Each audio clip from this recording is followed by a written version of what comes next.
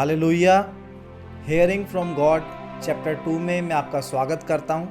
मैं पास्टर गौरव सिडाना आज आपको परमेश्वर की आवाज़ सुनने के बारे में कुछ और बातें सिखाना चाहता हूं। पिछली बार हमने शमूएल के जीवन से सीखा था कि शमूएल को जब परमेश्वर ने पहली बार आवाज़ लगाई तो शमूएल परमेश्वर की आवाज़ को पहचान नहीं पाया, क्योंकि उसको परमेश्वर की आवाज़ सुनने का अभ्यास नहीं था।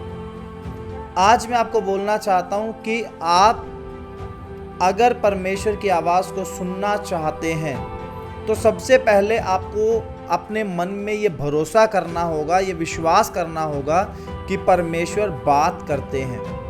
मैं बहुत सारे ऐसे मसीह लोगों से मिल चुका हूं, मैं बहुत सारे लोगों के मुंह से ऐसी बात सुन चुका हूं जो ये बोलते हैं कि परमेश्वर बात नहीं करता, और जो लोग ऐसा दावा करते हैं कि परमेश्वर बात करता है वो लोग झूठ बोलते हैं। मैं आपको आज एक बात बोलना चाहता हूँ, परमेश्वर हमसे बात करता है क्योंकि वो पिता है और हर पिता अपने बच्चों से ज़रूर बात करता है। हालेलुया। एक पिता के रूप में अपने बच्चों से बात करना बहुत ही स्वाभाविक है, लेकिन एक पिता जब बात करता है तो उसका एक उद्देश्य होता है, एक पर्पज़ होता है कि वो अपने बेटे या अपनी बेटी से बात कर रहा है। उसका एक पर्पज़ है, वो एक उद्देश्य के अनुसार बात करता है। वो हमें अपने करीब लाना चाहता है, या हमें कोई काम बोलना चाहता है, या हमारे साथ अपने संबंध को मजबूत करना चाहता है। इसीलिए वो परमेश्वर बात करता है। जब यूहन्ना रचित सुसमाचार 10 अध्याय को आप पढ़ेंगे, वहाँ पर आप देखेंगे प्रभु यीशु मसीह बार बार अपना और भेड़ों का उदाहरण देता है। वो बोलता है, मैं चरवाहा हूँ, तुम मेरी भेड़ें हो। यानी जो कलीसिया है वो उसकी भेड़ है, और यीशु मसीह बोलता है, मेरी भेड़ें मेरा शब्द पहचानती हैं। आप उसकी भेड़ हैं तो उसका शब्द आप ज़रूर पहचानेंगे। आज आपको जो बात मैं आपको सिखाना चाहता हूँ वो ये है कि आपको परमेश्वर की आवाज़ सुनने के लिए परमेश्वर के नज़दीक आना पड़ेगा। आपको एक सिंपल, एक साधारण उदाहरण देता हूँ। अगर मैं बहुत ही आराम से बात करूं एक कमरे में किसी व्यक्ति से, अगर वो व्यक्ति उस कमरे में मौजूद है, मेरे सामने है, तो वो मेरी आवाज़ को सुन पाएगा। लेकिन अगर वो व्यक्ति घर में नहीं है, वो व्यक्ति साथ वाले घर में है, और मैं उसका नाम लेकर धीमी आवाज़ में साधारण बात करूंगा, तो मेरी आवाज़ उस तक नहीं पहुंचेगी, क्योंकि वो व्यक्ति मुझसे दूर है। ऐसे ही परमेश्वर जब हमसे बात करता है, अगर हम उसके नज़दीक होंगे, हम उसके साथ कम्युनिकेट कर पाएंगे, हम उससे बात कर पाएंगे। लेकिन अगर हम उससे दूर हैं तो हम उसकी आवाज़ को कभी नहीं सुन सकते। अब हम दूर कैसे हैं और नज़दीक कैसे हैं, ये पता कैसे चल सकता है? ये पता हमारे जीवन से हमें चल जाता है। हमारा जो जीवन है, जो आत्मिक जीवन है, वो अगर अच्छा चल रहा है, हम पवित्रता और धार्मिकता में जीवन जीने वाले व्यक्ति हैं, हम प्रभु की आज्ञाओं को मानने वाले व्यक्ति हैं, तो ज़रूर हम परमेश्वर के नज़दीक रहेंगे, और जब भी प्रभु हमसे बात करना चाहेगा हम उसकी आवाज़ को सुन पाएंगे। लेकिन अगर हम पाप में परमेश्वर से दूर रहकर जीवन जीने वाले व्यक्ति हैं, खुदा जब बोलेगा हम नहीं सुन पाएंगे, वो बोलेगा हम नहीं समझ पाएंगे, वो हमसे बात करना चाहेगा, हम उससे बात नहीं कर पाएंगे, क्योंकि हम उससे दूर हैं।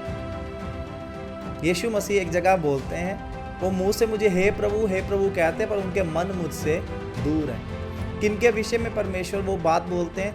वो व्यक्ति जो यीशु को जानते हैं, परमेश्वर को जानते तो हैं, लेकिन उनके काम ऐसे नहीं हैं। वो अपने कामों से परमेश्वर का इनकार करते हैं, वो गुनाहों में, पापों में अपने जीवन को जीने वाले व्यक्ति हैं। आप इस बात को मत सोचें आप एक साधारण विश्वासी हैं, आप एक प्रॉफिट हैं, आप एक पास्टर हैं, आप एक अपोस्टल हैं, आप एक बिशप हैं, आप कुछ भी हों, आपसे परमेश्वर प्यार करता है। आपका पिता परमेश्वर है, वो आपसे बात करना चाहता है। ऐसा ज़रूरी नहीं है कि प्रभु सिर्फ प्रॉफिट से बात करेगा या प्रभु सिर्फ पास्टर से बात करेगा। प्रभु आपसे व्यक्तिगत रूप से बात करना चाहता है। अपना जीवन आपको ऐसा बनाना पड़ेगा कि आप परमेश्वर के नज़दीक रहें, अपने आप को परमेश्वर से अलग ना करें। पाप के कारण हम अपने आप को परमेश्वर से दूर कर लेते हैं, परमेश्वर से अलग हो जाते हैं। फिर जब परमेश्वर हमें बात करने की कोशिश करता है, परमेश्वर हमसे कम्युनिकेट करने की कोशिश करता है, हम उसकी आवाज़ को नहीं सुन पाते, हम उसकी इच्छा को नहीं जान पाते। यहाँ तक कि जब बाइबल भी आप पढ़ेंगे, अगर आप पवित्र आत्मा के नज़दीक, परमेश्वर के नज़दीक रहने वाले व्यक्ति हैं, आपको बाइबल से बहुत सारे भेद खुलते जाएंगे, बाइबल के बहुत सारी गहरी बातों को परमेश्वर आपको सिखाते जाएंगे, और उन्हीं बाइबल के वचनों से जिनको आप पहले भी कई बार पढ़ चुके, आप कुछ नया सीखना शुरू कर देंगे। वो परमेश्वर के कम्युनिकेट करने का तरीका है, परमेश्वर के बातचीत करने का तरीका है।